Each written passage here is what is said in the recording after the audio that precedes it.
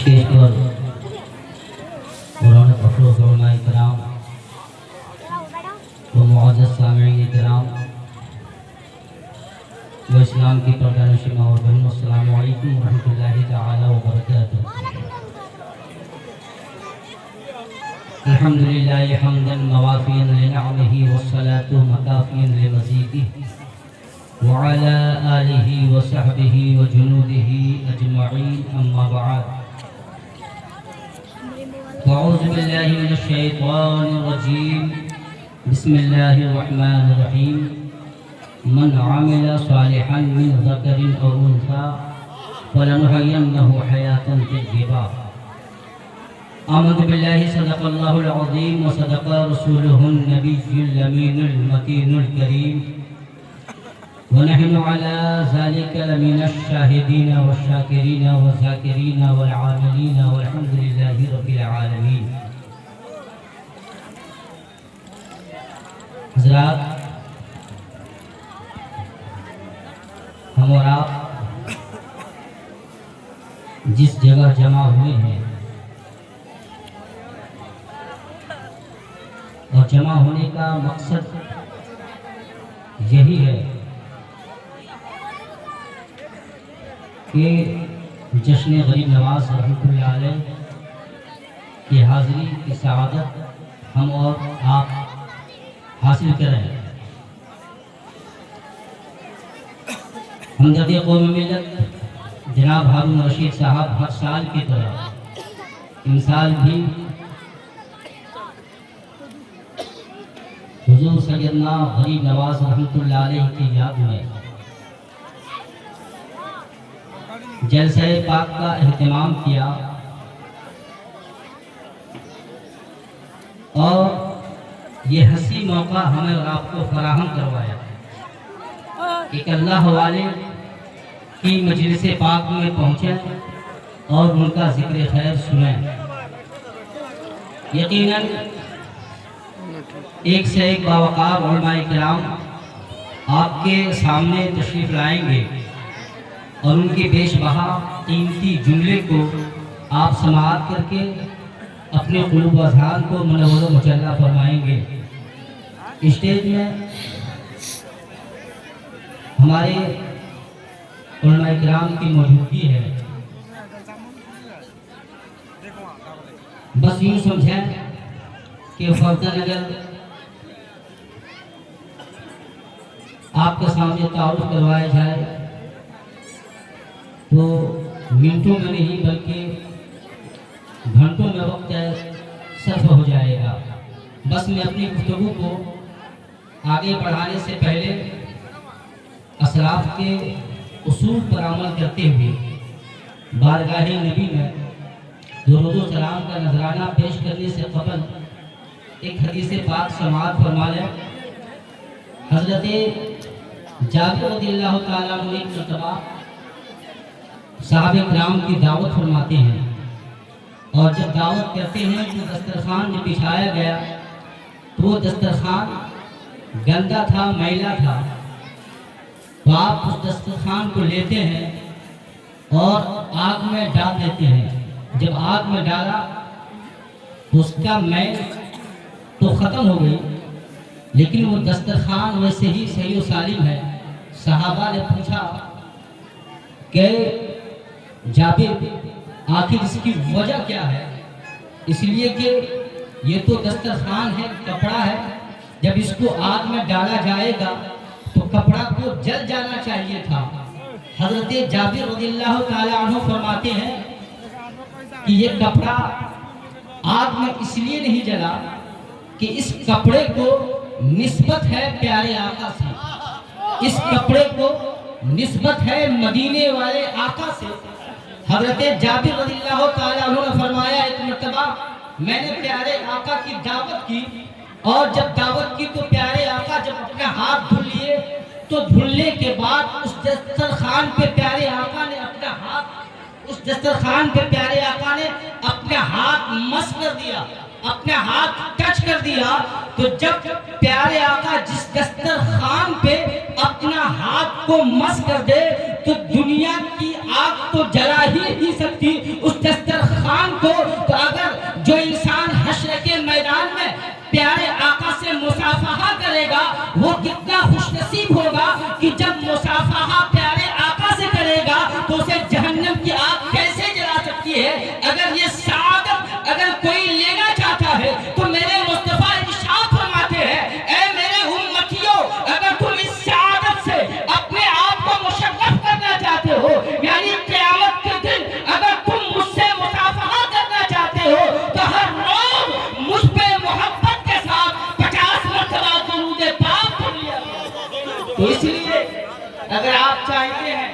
کہ ہم جہنم کے آگ سے بچیں تو پیارے آقا کی بارگاہ میں محبت سے ہمیشہ درود و سلام پڑھنا چاہیے.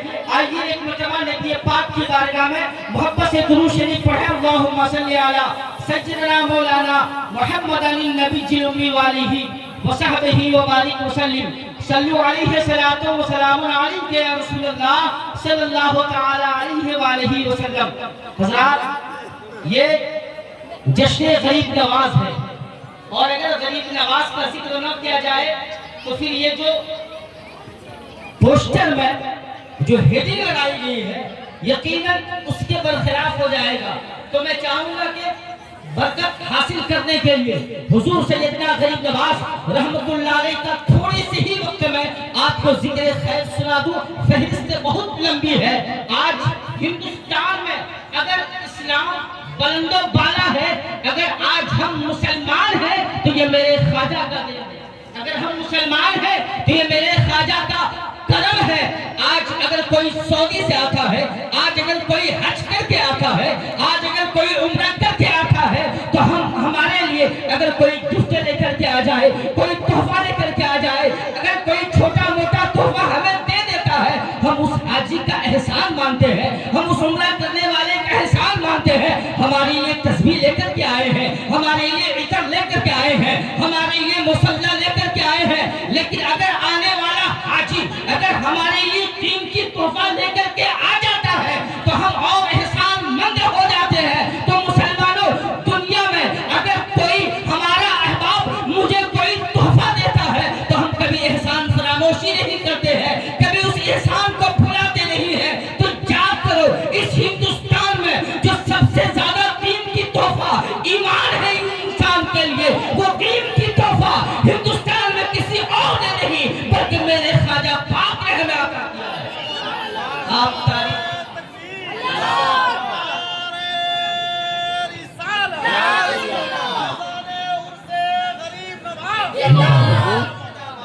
آپ تاریخ کا مطالعہ کیجیے.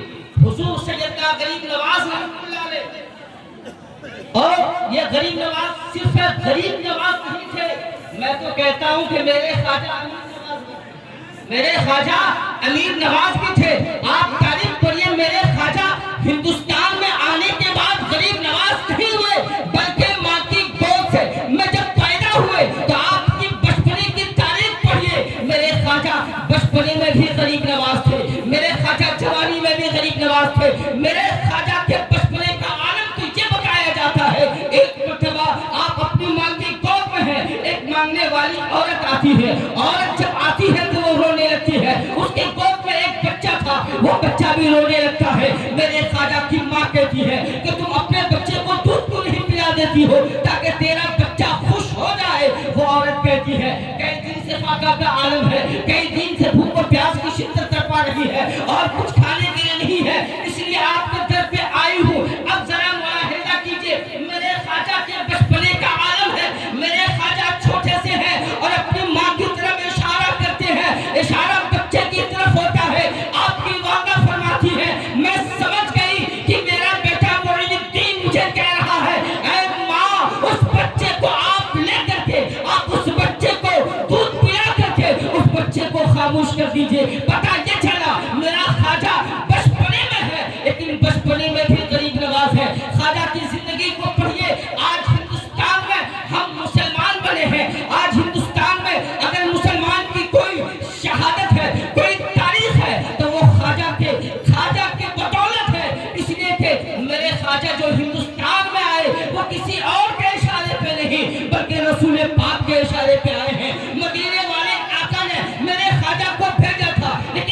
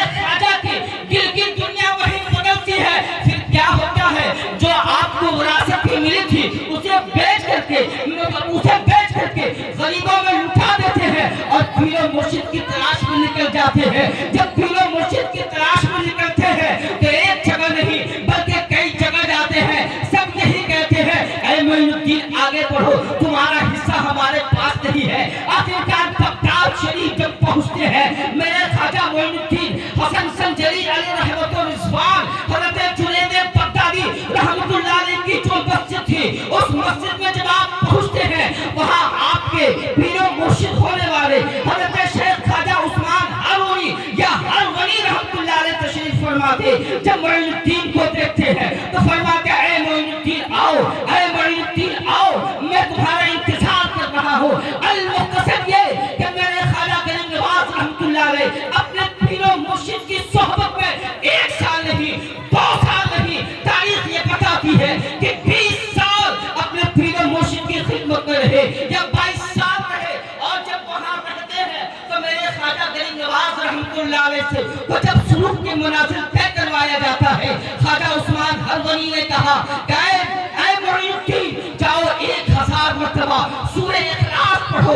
جب میرے خواجہ 1000 مرتبہ سورہ اخلاص پڑھ کر کے آتے ہیں تو تاریخ کی کتابوں میں لکھا ہے خواجہ عثمان ہارون نے فرمایا کہ 60 مرتبہ یا 33 مرتبہ سبحان اللہ بحمدہ سبحان اللہ العظیم کا ورد کرو۔ جب میرے خواجہ نے ورد کر کے آیا تو حضرت خواجہ عثمان ہارون فرماتے ہیں بیٹا معین الدین آسمان کی طرف دیکھو۔ جب میرے خواجہ آسمان کی طرف دیکھتے ہیں تو ان کے پیر و مرشد نے کہا کہاں تک دیکھ رہے ہو؟ کہا حضور میں تو ساتوں آسمان پار دیکھ رہا ہوں، میں تو ساتوں آسمان کو دیکھ رہا ہوں۔ میرے خواجہ نے فرمایا پھر 1000 مرتبہ سورہ اخلاص پڑھو، اور پڑھنے کے بعد پھر میرے خواجہ سے فرمایا اب نیچے دیکھو۔ تو میرے خواجہ فرماتے حضور میں تو تحت السما دیکھ رہا ہوں۔ اور جب پھر 1000 مرتبہ سورہ اخلاص میرے خواجہ نے پڑھا تو آپ کے پیر و مرشد نے فرمایا بیٹا 2 انگلی کو ایسے کرو اور 2 انگلی کے بیچ میں دیکھو، 2 انگلی کے بیچ میں دیکھو۔ جب میرے خواجہ نے 2 انگلی کے بیچ میں دیکھا ہے ان کے پیر و مرشد نے فرمایا بیٹا کیا دیکھ رہے ہو؟ کہا حضور میں 18,000 عالم کو دیکھ رہا ہوں، 18,000 کائنات کو دیکھ رہا ہوں۔ فرماتے گویا کہ پوری دنیا میری نگاہوں کے سامنے ہے۔ میں یہیں پہ تھوڑی دیر روک کر کے آپ کو ایک جملہ دینا چاہتا ہوں۔ آج کچھ لوگ نبی سے ہمشری کا دعویٰ کرتے ہیں، آج کچھ لوگ ولی سے برابری کا دعویٰ کرتے ہیں، لیکن خواجہ غریب نواز دیکھو یہ نہیں کہا کہ میں پوری دنیا کو اپنی مٹھی میں دیکھ رہا ہوں۔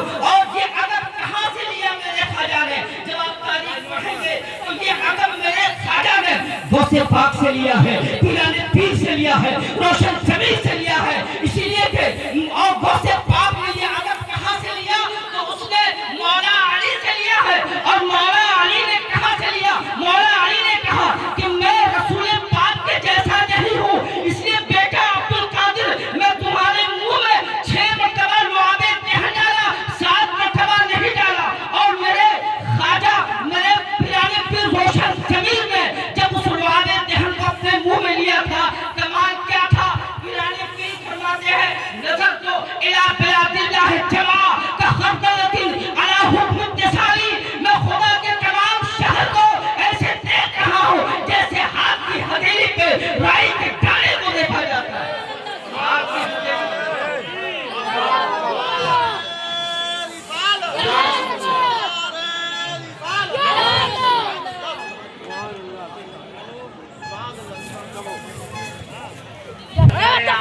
ہو گیا ہے تو میرے خواجہ نے یہ ادب غوث پاک سے حاصل کیا۔ غوث پاک نے فرمایا میں تمام شہر کو اللہ کے ایسے دیکھ رہا ہوں جیسے ہاتھ میں گائے کے کانے کو دیکھا جاتا ہے۔ تو میرے خواجہ نے یہ نہیں فرمایا کہ میں پوری کائنات کو ایسے دیکھ رہا ہوں جیسے غوث پاک نے دیکھا، بلکہ میرے خواجہ فرماتے ہیں کہ اے پیر و مرشد دونوں انگلیوں کے درمیان میں نے دیکھا 18,000 کائنات کو میں نے اپنے دونوں انگلیوں کے سامنے دیکھا ہے۔ تو میرے خواجہ غریب نواز رحمۃ اللہ علیہ کو جب پیر و مرشد نے وہ مقام عطا کیا تو پھر پیر و مرشد کے ساتھ آپ بارگاہ نبی میں جاتے ہیں۔ تاریخ بہت لمبی ہے، بارگاہ نبی میں جاتے ہیں اور وہاں پہ مزاج رحمت کے قریب جب آپ کے پیر و مرشد کھڑے تھے اور دعا کر رہے تھے، اور جب غیب سے آواز آئی کہ اے عثمان ہارونی معین الدین تیرا محبوب ہے، تو وہ میرا بھی محبوب ہے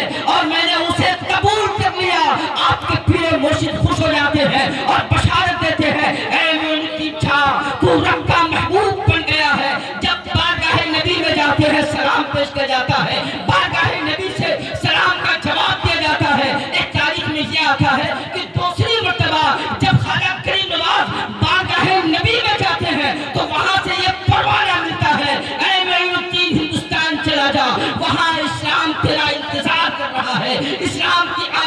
کے لیے, اسلام کی شمع روشن کرنے کے لیے ہندوستان چلا جا. میرے خواجہ نے یہ نہیں کہا یا رسول اللہ میں نے ہندوستان دیکھا نہیں تو جاؤں گا کیسے, مجھے ہندوستان کا سفر, ہندوستان کا راستہ پتہ نہیں, لیکن تاریخ میں آتا ہے کہ رب تبارک و تعالیٰ کے پیارے حبیب نے میرے خواجہ کو ہندوستان کا پورا نقشہ بتا دیا تھا, اور میرے خواجہ اسی نقشہ کے مطابق ہندوستان میں آتے ہیں. میرے خواجہ معین الدین جب ہندوستان میں آتے ہیں تو صعوبتیں اور پریشانیاں جو مصیبتیں جھیلی ہے وہ اتنا کم بھی نہیں تھا کہ انسان اس کو آسانی سے لے لے. تاریخ بتاتی ہے جب مدینہ سے ملتان کے راستے میرے خواجہ جب دہلی آتے ہیں تو ایک صرف ہندوستان میں ہی نہیں بلکہ ان آنے والے راستوں میں میرے خواجہ نے 16,000 خاندانوں کو دولت اسلام سے مشرف کیا تھا. ایک تو نہیں 16,000 خاندانوں کو دولت اسلام سے مشرف کیا تھا.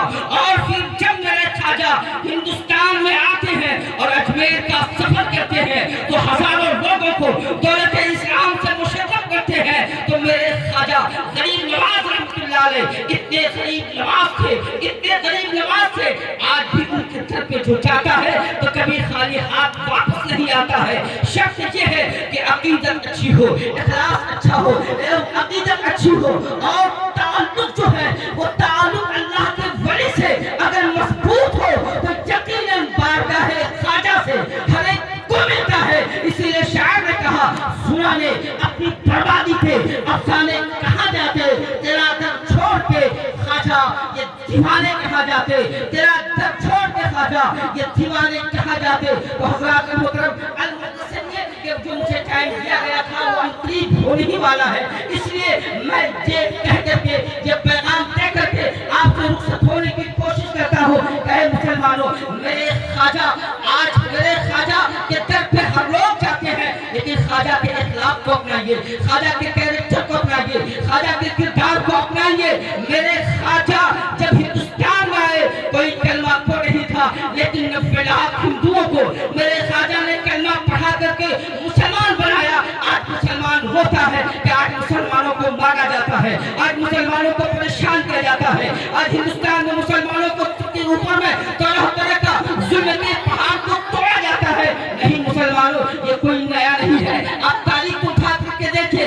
فرق اتنا ہے کہ پہلے مسلمانوں پہ ہو رہا تھا تو مسلمان بھی بلند ہو رہا تھا, اسلام کا نام بھی روشن ہو رہا تھا, اور آج جو مسلمانوں پہ ظلم ہو رہا ہے تو آج مسلمان ذلت کی طرف جا رہا ہے, پستی کی طرف جا رہا ہے. اس کے سبب, اس کے کارن پہ ہمیں غور کرنے کی ضرورت ہے. جب آپ علماء سے پوچھیں گے تو پتہ یہ چلے گا کہ اس کا سبب یہ ہے کہ آج ہم علم سے دور ہو چکے ہیں, آج ہم اولیاء اللہ کے راستے سے بھٹک چکے ہیں, آج ہم شریعت مصطفیٰ سے پیچھے ہو چکے ہیں, جس کی وجہ سے آج ہم ذلت کی طرف جا رہے ہیں. خواجہ غریب نواز رحمۃ اللہ علیہ نے جس طریقے سے ہندوستان میں اسلام کو بلند فرمایا, اسلام کی آبیاری کی, اسلام کی شمع کو روشن کیا ہے, اگر یقیناً ہم علماء کی صحبت میں رہ کر کے اگر ہم دین مصطفیٰ پہ عمل کر کے اپنی زندگی گزاریں گے تو یہ مسائب بھیج ہے, یہ مسائب بھیج ہے. حضور اعلیٰ حضرت عظیم البرکت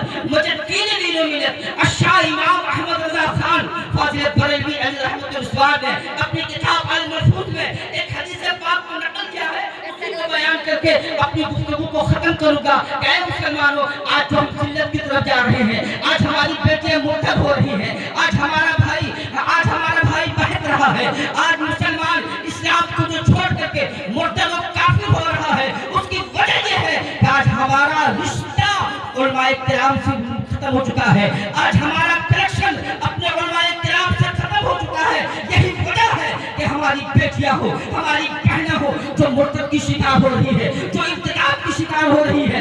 کہنے کو بہت خوش تھا, لیکن پھر کبھی انشاءاللہ موقع ملے گا تو بتانے کی کوشش کروں گا.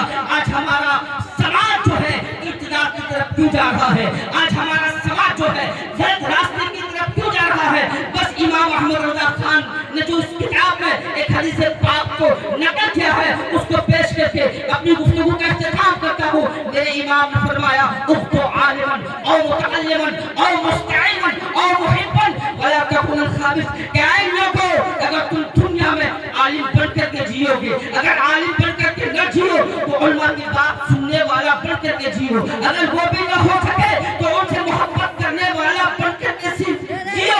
अगर तुम इन चार चीजों के मुताबिक अपनी जिंदगी को गुजारोगे तो कभी तुम हिलाक न होगे। वाला तकूनुल खामिस, अगर तुम पांचवा बन जाओगे तो हिलाक हो जाओगे। बस इन्हीं बातों के साथ अपनी गुफ्तगू का इख्तिताम करता हूँ। सरकार आला हज़रत फरमाते हैं, चमक तुझसे पाते हैं सब पाने वाले, चमक तुझसे पाते हैं सब पाने वाले, मेरा दिल भी चमका दे चमकाने वाले।